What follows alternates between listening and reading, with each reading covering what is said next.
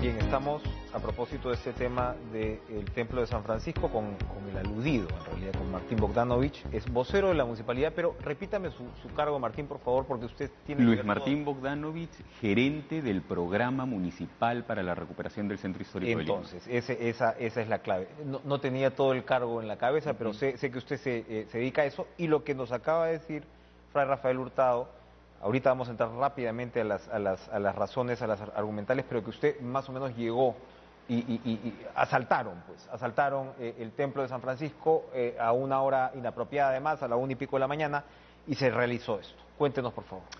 Bueno, a ver, ciertamente yo esa noche no estaba en el lugar, así que pues debe haber sido un holograma, porque yo estaba en mi casa, ya, ¿no? Pero eso es una anécdota.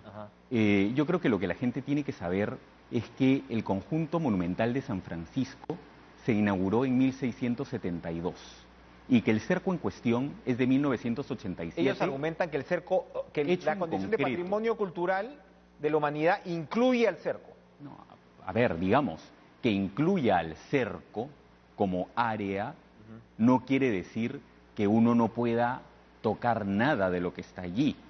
Tan es así que en la misión de asesoramiento del ICOMOS Internacional y del Centro del Patrimonio Mundial de UNESCO, que estuvo en Lima en el año 17, ¿no?, se señala claramente que la plazuela de San Francisco, como espacio público, debe recuperar su traza urbana del siglo XVII, que es el año, es la fecha en la que esa plaza y ese conjunto monumental es inaugurado, y esos son los valores que ameritaron que fuera inscrito en la lista del Patrimonio Mundial de UNESCO. Cuando hablamos de la peatonalización del centro histórico, ¿por qué era importante desde su perspectiva derrumbar este cerco?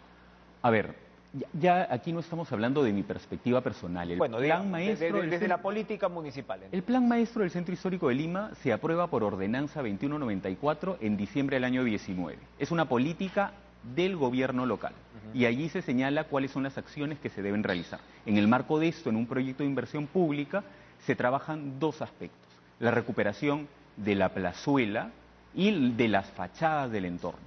Como bien ha señalado, la municipalidad viene peatonalizando 41 cuadras, 9 que se entregaron el año pasado, 11 que se están haciendo en este momento y otras que se concluirán antes de terminar el año.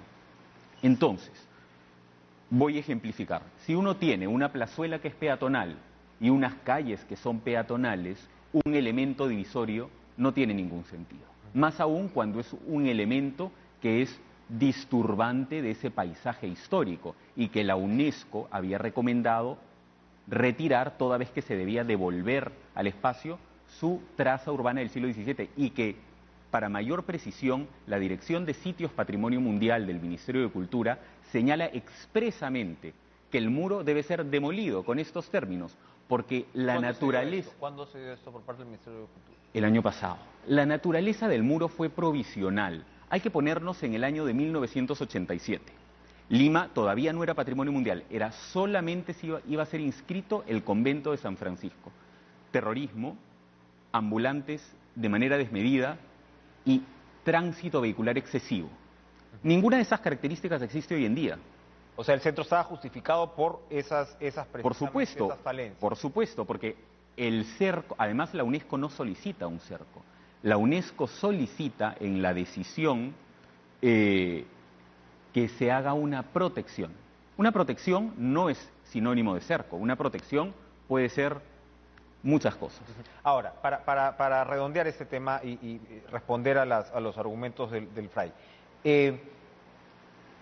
¿ustedes les comunicaron Absolutamente. O sea, ellos estaban... esto ha tenido un debate, ellos dicen que los habían invitado a dialogar y prácticamente la respuesta fue esta demolición. ¿Cómo ha sido esa comunicación entre la municipalidad y los responsables del templo? En diciembre del año 19 les comunicamos por primera vez el inicio de las labores de investigación arqueológica en la plazuela. Nos respondieron que no teníamos derecho de intervenir en el espacio público.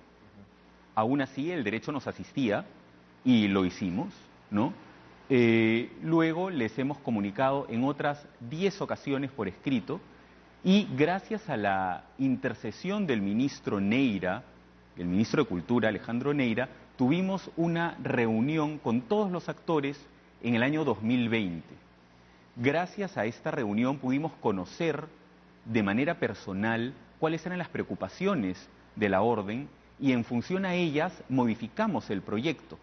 El proyecto modificado es el que finalmente fue aprobado y prueba de ello es que el muro pretil que iba a ser restituido, un antiguo cerco perimétrico que se construyó en 1672 y se destruyó en 1872, ya no va a ser restituido en su integridad, solamente en un tramo del proyecto. Con respecto a la notificación, la resolución directoral del Ministerio de Cultura de enero de este año es notificada tanto a ellos como propietarios de el convento como a nosotros como administradores del espacio público. Cosa que nos asiste por la Ley Orgánica de Municipalidades, ¿no? Porque el espacio público es inembargable, imprescriptible e inalienable. Nadie puede arrogarse la propiedad del espacio público. Y finalmente, solo para terminar, se les notificó evidentemente a ellos como vecinos principales que son y a la Cofradía de Nuestra Señora de la Soledad que se iba a iniciar con la obra. Segundos, ustedes se enfrentan a una serie, entiendo, de acciones legales ahora. ¿Cómo van a responder a esas acciones legales en primera instancia? Nos asiste el imperio de la ley. Responderemos en el marco de la ley. Ah, bueno, ya no tenemos corte. Pensé que teníamos un corte más. Entonces, cuando hablamos esto ya en un marco un poco más amplio, cuando hablamos de esta segunda etapa de peatonalización, sí, ¿qué es lo que se está planteando? Bien. O sea, porque esto es parte de esa segunda etapa de peatonalización y bueno, este conflicto es parte de ello. Son 41 cuadras que la municipalidad está recuperando para los ciudadanos, que se están adoquinando con piedra, no con concreto. Es decir, estamos recuperando los valores históricos del centro de Lima, aquellos que lo han hecho merecedor de la condición de patrimonio. Iluminación nueva, mobiliario público, información turística, recuperación de plazuelas, la plazuela de Santo Domingo que está casi concluida, la plazuela del teatro que se terminará en unos meses y la plazuela de San Francisco que está por iniciar. ¿No? Entonces es una cosa integral a la que se sumará adicionalmente la recuperación parcial de 180 inmuebles que están contenidos dentro de estas 41 cuadras que se están haciendo peatonales. ¿Esto incluye, por ejemplo, elementos de iluminación? Sí, correcto. Una iluminación que se ha trabajado de manera coordinada con la empresa prestadora del servicio en el sector, que es Enel, ¿no? Que va a garantizar no solamente que vamos a tener una iluminación correcta, sino que va a ser una iluminación ornamental. Y no tengamos los problemas que siempre se suscitan de que se coloca una iluminación ornamental y luego llega la empresa prestadora del servicio y coloca un poste de concreto, ¿no? Ahora, esto tiene que ver también, por supuesto, y lo hemos hablado antes con el alcalde Muñoz, es decir, estamos tratando pues de una experiencia, además de recuperación de espacio público en momentos post pandemia, ¿no? Donde sí, extrañamos, ¿no? Extrañamos, en fin, salir a Lima, visitarla, etcétera, etcétera, etcétera. ¿Qué pasa con la Plaza Mayor permanentemente cerrada? ¿Cuál es la cadena? Yo soy, usted sabe, yo trabajo también en un sitio en el centro de Lima y claro, durante años preguntamos, oye, ¿a quién le compete esta responsabilidad? ¿No habría que bajar esto? Se supone que tiene que ver con protestas, pero pueden haber formas un poco más lógicas, un poco más funcionales. Ni la Casa Blanca tiene tanta seguridad. ¿Quién es la responsabilidad de tener la Plaza Mayor casi siempre cerrada? Bueno, seguridad de Palacio, evidentemente, ¿no? El Consejo Metropolitano de Lima ha solicitado en 2 ocasiones, si mal no recuerdo, la apertura de la plaza. Como representantes de la ciudad que son. ¿Y cuál ha sido la respuesta? Porque en algún momento me han dicho que es la policía, es primera vez que yo me entero que es directamente Seguridad de Palacio la que reacciona. Se liberó durante unas semanas y desafortunadamente ahora por la coyuntura está nuevamente cerrada. Lamentable, realmente, lamentable. Bueno, entonces, ¿para cuándo va a terminar este proceso de peatonalización? ¿Cuándo se va a entregar? Antes que concluya, digamos, esta segunda etapa está previsto que se concluya en 3 meses, ¿no? El total de las 41 cuadras antes que termine este año. ¿Hay otro evento similar a este que podría darse en estos 3 meses? De ninguna manera. Modificación digamos, una situación tan desafortunada como la que hemos vivido, creo, no. Toda vez que la Municipalidad de Lima trabaja de manera muy estrecha con la Iglesia Católica. Tenemos proyectos de inversión pública por un valor de 46 millones de soles. Yo no recuerdo a ninguna gestión municipal que haya intervenido de manera tan decidida en el patrimonio eclesiástico de Lima, ¿no? Bien. Martín Bogdanovich, gracias por estar con nosotros. Encantado. Repítame, por favor. Luis Martín Bogdanovic, No, pero el cargo, gerente de Prolima. Gerente de Prolima, para Más fácil. hacerlo corto. Gracias por estar con nosotros, Gracias, Martín. Bueno, ya se nos ha cumplido el tiempo. Yo pensé que teníamos un corte más, pero qué bueno, hemos tenido tiempo de conversar un poco más. Gracias por estar con nosotros en Cara a Cara. Sigan con la programación de TV Perú, sigan por supuesto con Lucho Trizano, que está presto